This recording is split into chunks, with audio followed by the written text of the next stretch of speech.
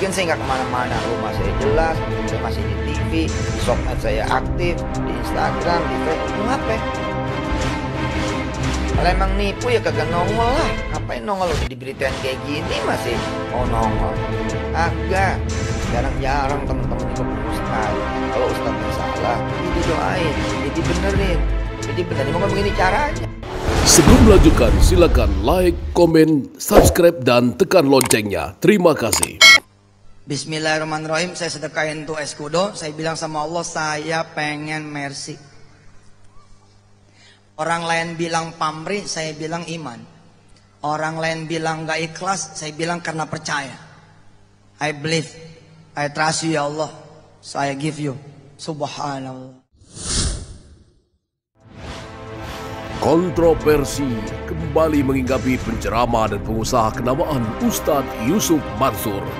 Setelah muncul tudingan bahwa dirinya melakukan penipuan investasi terhadap para jamaahnya, kini Ustadz Yusuf Mansur kembali dituding telah mengambil keuntungan dari para jamaahnya dengan dalih sedekah. Tudingan itu muncul di media sosial, menampilkan ceramah-ceramah lama Ustadz Yusuf Mansur yang mengajak jamaahnya untuk bersedekah, mengatakan bahwa akan ada keuntungan besar yang bisa didapat dari sedekah tersebut. Ada pula tayangan yang menampilkan beberapa orang yang berinvestasi dengan Ustadz Yusuf Mansur, meminta agar uang mereka dikembalikan karena tidak mendapat hasil sesuai dengan kesepakatan. Di bagian lain ada tudingan bahwa Ustadz Yusuf Mansur mengambil uang sedekah jamaah dari acara-acara ceramahnya. Terkait tudingan ini, Ustadz Yusuf Mansur memberikan klarifikasinya. Ia menegaskan bahwa dia sama sekali tidak pernah mengambil uang sedekah jamaah.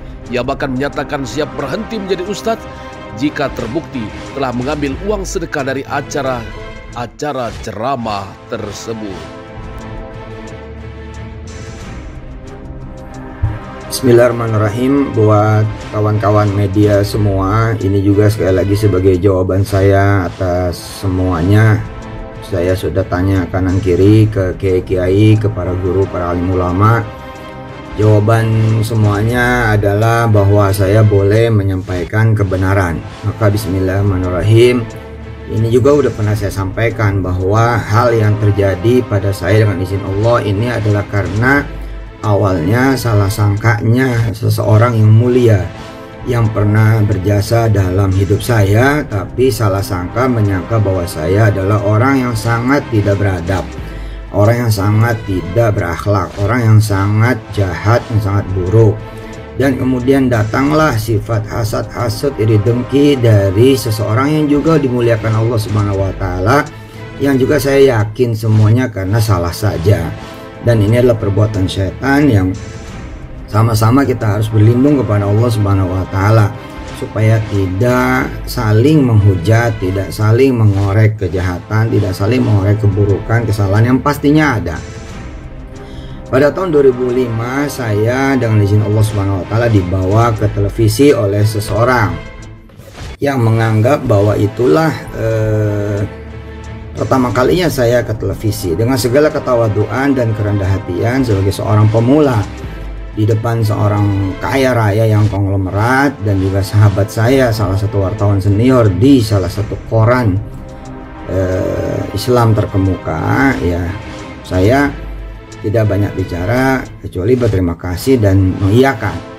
Tapi saya sudah masuk TV dulu sebelumnya dan bahkan sudah ada di radio, ya salah satu radio paling terkenal sepanjang tahun 2004. Dan 2005 ujung itulah saya juga masuk ke salah satu TV juga, TV swasta paling terkemuka, dan kemudian membesut sinetron Tukang Bubur Naik Haji. Ala kulli hal, peristiwa saya dibawa ke TV sekali-kalinya itulah dianggap sebagai sebuah jasa yang luar biasa, dan saya tidak menampik. Benar-benar itu saya sangat kenang bahwa tetap itu adalah sebuah proses dari sebuah perjalanan. Dan disinilah saya belajar, memang saya tidak bertata krama, tidak berhalal. Sebab orang itu mencintai saya dengan tulus, orang itu mencintai saya dengan ikhlas. Saya sampai tidak pernah berani menyebut nama, khawatir benar kemudian orang membenci beliau dan kemudian berdampak pada ekonominya, berdampak pada usaha restonya. Dan ini saya sampaikan di Istiqlal tahun 2014 ketika beliau kemudian naikin 2 file pertama ke YouTube yang disitu penuh dengan narasi kemarahan dan kebencian. Saya liatin bolak-balik 2 file itu ya, dari peristiwa 2005 ke 2014 kurang lebih. Narasinya ternyata memang berasal dari saya tidak tahu diri, saya memang kurang akhlak. Nah dari sinilah kemudian teman-teman mesti hati-hati dengan hal kecil, karena hal kecil ini kalau tidak di-maintain akan menjadi hal yang sangat besar. Dan kemudian ketemu momennya karena masuk dengan memukul saya dengan izin Allah lewat kekurangan saya dan kesalahan saya yang nanti akan saya ceritakan. Sampai sini kemudian saya lihatin apa kesalahan saya, kok orang yang mencintai saya sampai sebegitu rupanya gitu. Saya lihatin dua file YouTube di tahun pertama itu. Ternyata ketemulah bahwa tahun 2005 itu saya disedekain, saya garis bawahi ya, disedekain mobil kesayangan beliau, bukan mobil Hammer ya, waktu itu beliau udah ada mobil Hammer dan udah ada mobil yang lainnya luar biasa, jaringan restonya juga top. Beliau punya mobil Elf, tapi Elf itu yang dibanggakannya karena udah disulap demikian rupa mobil Elf itu menjadi seperti rumah berjalan.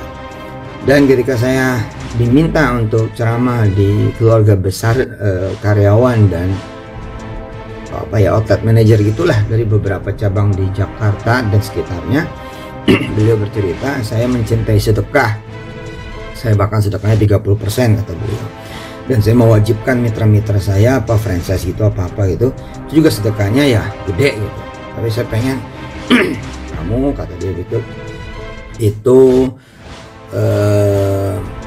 bercerita tentang sedekah supaya sama semuanya. Datanglah saya. Kemudian ketika datang seperti biasa, saya bercerita tentang sedekah dan saya nyuruh sedekah. Namanya juga saya ceramah tentang sedekah, maka saya nyuruh sedekah. Nah, peristiwa itu sebenarnya dilihat oleh beliau bahwa itulah yang menjadi kebiasaan saya ketika saya bercerita tentang sedekah. Memang saya seperti nodong, memang saya seperti maksa, tapi terserah. Bukan nodong dan maksa lalu saya gondol, hampir nggak pernah. Dari 1999 saya ceramah tentang sedekah sampai kemudian 2021 ini, saya bahkan mempersilahkan teman-teman secara publik bila ada yang benar-benar saya bawa sedekahnya dari acara sedekah, dari acara panitia ceramah lalu saya bicara sedekah, maka ngomong aja, ada satu aja saya berarti jadi ustadz. Seni jaga diri, perubatan, tenaga dalam, spiritual, supranatural. La ilaha illallah Muhammad